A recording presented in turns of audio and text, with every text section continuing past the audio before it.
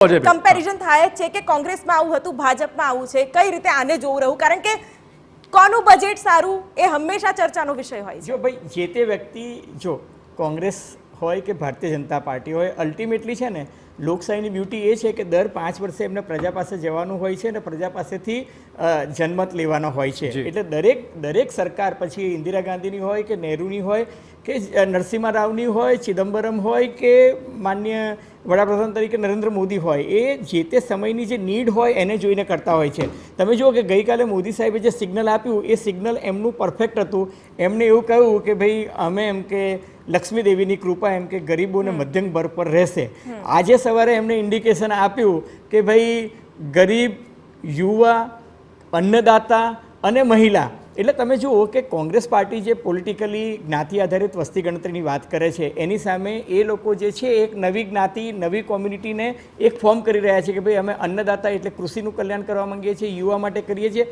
હવે એમાં અલોકેશનની વાત જે છે ને એ જો મારી અપેક્ષા હોય કે આમ કરો, દાખલા તરીકે આજે ઇન્કમ ટેક્સમાં રાહત 9 લાખ રૂપિયા સુધી જ આપી હોત તો આપણે એવું કહેત કે કેમ 12 લાખ સુધી ના આપી, કેમ 10 લાખ. હું તમને કહું ઓનેસ્ટલી, હું પરમ દિવસે રાત્રે જ્યારે લખતો હતો ત્યારે મેં લખ્યું હતું કે 10 લાખ સુધી આપવી જોઈએ. હવે મને એમ હતું કે નિર્મલાજી કદાચ મેં 10 લાખ લખ્યું છે તો 9 આપશે, એને 12 આપી દીધા તો હું ખોટો પડ્યો. અને મને સરપ્રાઈઝ થાય એટલો હું ખોટો પડ્યો, કારણ કે 12 લાખ આપે એટલે ઉમ્મીદ સે જ્યાદા છપ્પર ફાડકે આપી દીધું.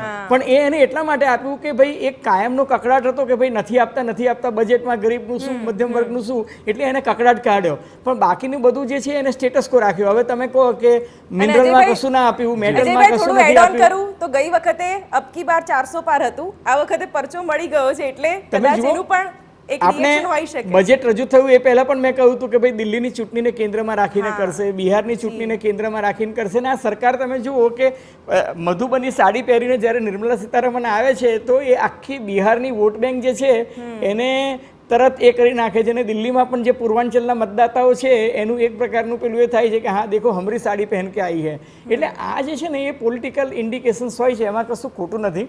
ઓવરઓલ કુલ મિલા કે મને એવું લાગે છે કે જે આપણે શરૂઆતમાં પણ ચર્ચા કરતા હતા કે ગ્લોબલાઇઝેશનની સ્ટોરી હવે પૂરી થઈ ગઈ છે. જીઓ પોલિટિકલ પ્રેશર છે, ટેરિફ વોર ચાલી રહ્યું છે, ટ્રેડ વોર ચાલી રહ્યું છે, નવા ઇક્વેશન્સ બની રહ્યા છે. એ સંદર્ભમાં ઘરનો મોરચો સાચવીને ફોરેનમાં તમે જેટલું કરી શકતા હોવ એ સિગ્નલ તમે આપો. અને આ બજેટ જે છે ને ગઈકાલે જે વાત થતી હતી કે ભાઈ રાષ્ટ્રપતિ દ્રૌપદી મુર્મુની સ્પીચ થોડીક લંબાઈ ગઈ, એના સંદર્ભમાં તમે જુઓ કે નિર્મલા સીતારામને 8 બજેટ રજૂ કરે ને એમાંની આ સૌથી ટૂંકામાં ટૂંકી સ્પીચ હતી. સૌથી ટૂંકામાં ટૂંકી સ્પીચ હતી ને ટુ ધ પોઈન્ટ. એટલે અમુક ઇસ્યુઝ છે ને એને એડ્રેસ જ નથી કર્યા.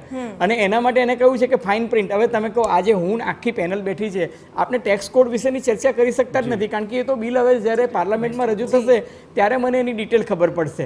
બરાબર છે. પણ મોટે તौर પર જે એને સ્ટેટમેન્ટ આપી દીધું ને, એક બ્લુપ્રિન્ટ આપી, મને એવું લાગ્યું છે કે બ્લુપ્રિન્ટ જે છે એમનું વિઝન જે છે એ બતાવે છે. અને બીજું કે ગઈકાલે એમને જે નિખાલસતાથી કબૂલાત કરી સોશિયો ઇકોનોમિક રિવ્યૂમાં જે આપ્યું એમાં એમને કહ્યું કે ભાઈ અમે સ્વીકારીએ છીએ કે અમે ધારતા હતા એટલો ગ્રોથ નથી આવ્યો, અમે ધારતા હતા એટલી એમ કે ફિસ્કલ ડિફિસિટ અમે નથી ઘટાડી શક્યા. તમે જુઓ કે ફિસ્કલ ડિફિસિટ 4.5% ઘટાડવાની વાત હતી, આજે બજેટમાં એને સ્વીકાર કર્યો છે કે 4.8% જેટલી જ ઘટશે. એનો અર્થ એ કે એને પોતે વાસ્તવિકતા સ્વીકારી લીધી છે કે હું 5.4 થી 4.5 નહીં લાવી શકું, કારણ કે અત્યારે માહોલ ખરાબ છે. બીજું કે તમે આ રૂપિયો ક્યાંથી આવશે ને ક્યાંથી ખર્ચાશે. હું ને આપણા મિત્ર વાત કરતા હતા, 20% તો તમારે ઇન્ટરેસ્ટ પેમેન્ટ કરવાનું છે. હવે ઇન્ટરેસ્ટ પેમેન્ટ કરો એનો અર્થ એ કે તમે જો 20% ઇન્ટરેસ્ટ પેમેન્ટ માટે રાખ્યું છે તો તમે ગઈ વખતના બજેટમાં જે જાહેરાત કરી હતી કે ઇન્ફ્રાસ્ટ્રક્ચર પ્રોજેક્ટ્સ, દાખલા તરીકે રોડ કન્સ્ટ્રક્શન છે કે પોર્ટ કન્સ્ટ્રક્શન છે કે એરપોર્ટ છે કે ઇન્ફ્રાસ્ટ્રક્ચર રિલેટેડ જેટલા પણ બ્રિજીસ છે, ટનલ છે, એના માટે તમે જે જાહેરાત કરી હતી એના 68% જ ખર્ચ્યા. આ વખતે એમાં 15 થી 18% ખર્ચો વધારવાની વાત હતી. તો એ દેખાય છે તમને કે 20% ઇન્ટરેસ્ટ ચૂકવવાની છે સરકાર. એનો અર્થ એ કે ઇન્ફ્રાસ્ટ્રક્ચર પર ભાર આપશે. ને સાથોસાથ એમને ગઈકાલે એવું પણ સ્વીકારી લીધું કે ઇન્ફ્રાસ્ટ્રક્ચર એકલું સરકાર નહીં બનાવી શકે, એટલે પબ્લિક પ્રાઇવેટ પાર્ટનરશિપની પણ એમને વાત કરી છે. બીજી જે સૌથી મહત્વની વાત છે એ ડીરેગ્યુલરાઇઝેશનની વાત છે. એ ડીરેગ્યુલરાઇઝેશનની વાત છે એનો અર્થ એ કે તમે માર્કેટ જે છે ખોલવા માંગો છો અને ફોરેન પ્લેયર્સ જે છે એને લાવવા માંગો છો, અને મેક ઇન ઇન્ડિયા તમે અહીં કરો તો તમને અમે રાહત આપીશું, એવી વચ્ચે રાઇડર પણ મૂકી છે.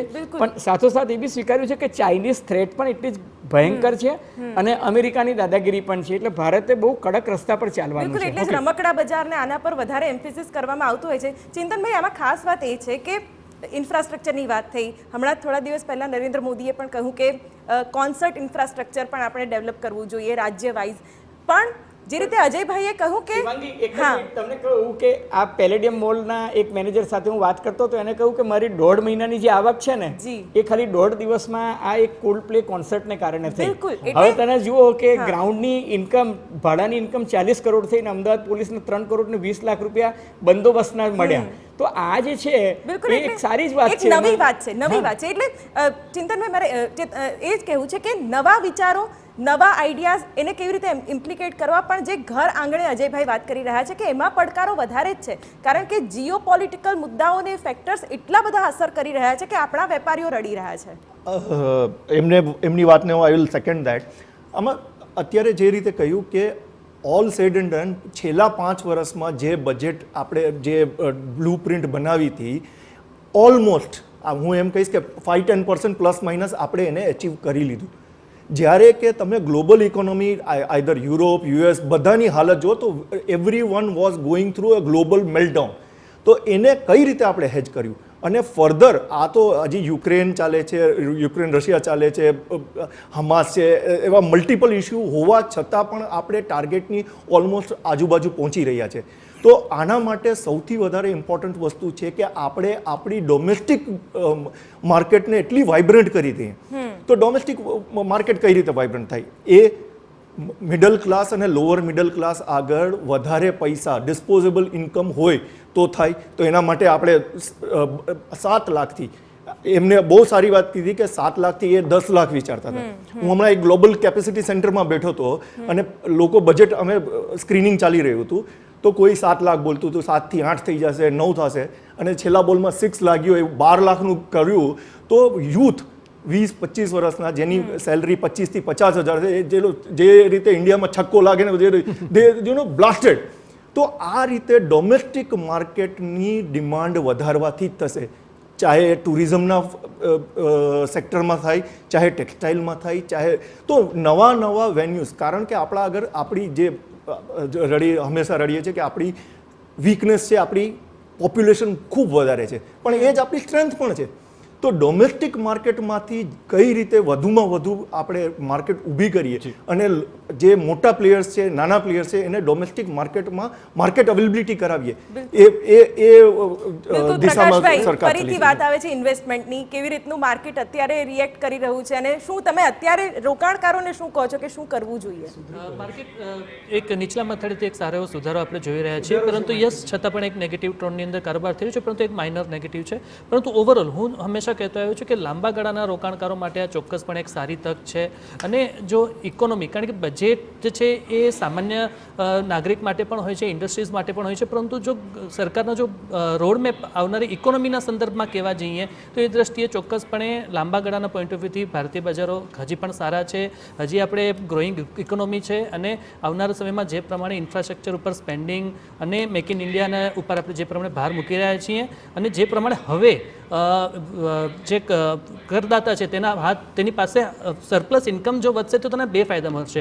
એક કે જો એ સેવિંગ કરશે તો એ સેવિંગ પણ ક્યાંક ને ક્યાંક જે ગ્રોઈંગ ઇકોનોમીની અંદર કન્ટ્રીબ્યુટ થશે અને એમાં પણ એક એમનું વેલ્થ ક્રિએશન થઈ શકે છે. અને જો એ સ્પેન્ડિંગ ઉપર થશે તો આપણો જીડીપીની અંદર અથવા જે કન્ઝમ્પશન થશે તો કંપનીઝના, કોર્પોરેટ્સના જે ફિગર્સ વધશે. એટલે ઓવરઓલ જોવા જઈએ તો ગ્રાસરૂટ લેવલ ઉપર જે ફાયદો આપ્યો છે મેજોરિટી ઓફ ધ સ્ટેક હોલ્ડર્સને, એ દ્રષ્ટિએ સેવિંગ પણ થશે. જો સેવિંગ બેઝ ઇકોનોમી આગળ જતા વધશે તો પણ ફાયદો થશે અને સ્પેન્ડિંગ બેઝ ઇકોનોમી તો આપણી છે જ ઓલરેડી. તો એ દ્રષ્ટિએ જોવા જઈએ તો મને એવું લાગી રહ્યું છે કે લાંબા ગાળાના પોઈન્ટ ઓફ વ્યૂથી ભારતીય બજારો માટે ચોક્કસપણે એક નિવેશકો માટે અને રોકાણકારો માટે એક સારી એવી તક છે. અને સારી વસ્તુ એ છે કે ઓલરેડી એક સારું એવું કરેક્શન આવી ચૂક્યું છે. તો જે આ લેવલ ઉપર એક બાર્ગેન બાય માટેની ઓપોર્ચ્યુનિટી ભારતીય રોકાણકારોને લાંબા ગાળાના પોઈન્ટ ઓફ વ્યૂથી મળી શકે છે. નીચું માર્કેટ હવે કદાચ નહીં જઈ શકે, માર્કેટની ઇમ્પેક્ટ એવી કોઈ નહીં હોય.